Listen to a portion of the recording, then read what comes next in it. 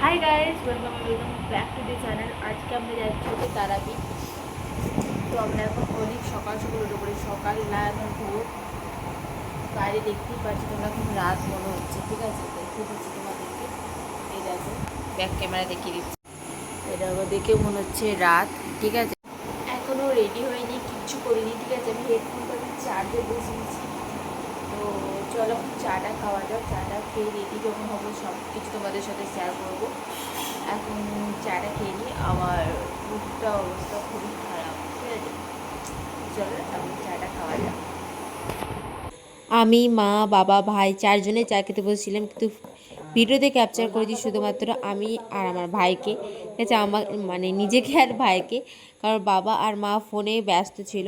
কারণ অনেক জনা যাচ্ছে, আমরা অনেক জনা যাচ্ছি, তো সবাইকে ফোন করছিল, কথা বলছিল।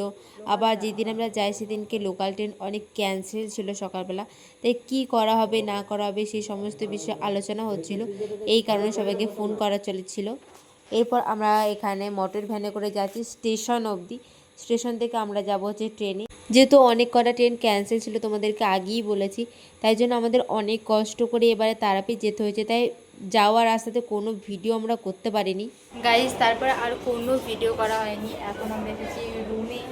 ঠিক আছে, তো জাস্ট আমি এখন স্নান করেছি। তো এখন আমরা যাবো একটু খাওয়া দাওয়া করতে। ভালো লাগছে না, ঠিক আছে।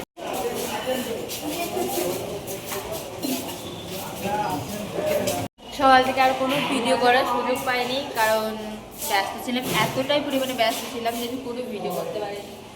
এখন এই বেরোবো, আমরা রেডি হয়ে গেছি। রেডি তো হয়ে গেছি, বাট এখনও বেরোনো হচ্ছে না। এ আসে তো ও আসছে না, ও আসতে এ আসছে না, এই হচ্ছে। ঠিক আছে, তো আর বৃষ্টি পড়ছে। সব থেকে বড়ো প্রবলেম হচ্ছে বৃষ্টি পড়ছে। জানি না বৃষ্টিটা কখন থামবে আর আমরা কখন যেতে পারবো। ওদেরকে ডাক, এগুলো কি হচ্ছে?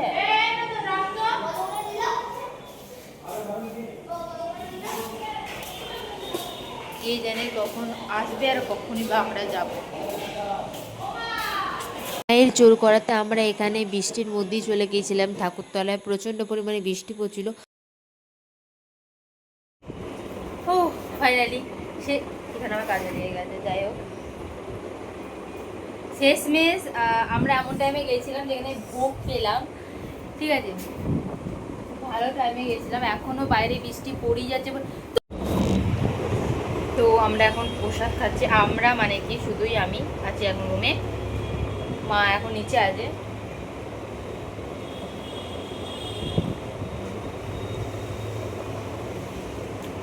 আমরা তারাপীঠ মন্দিরে পৌঁছে গিয়েছিলাম পুজো দেওয়ার জন্য।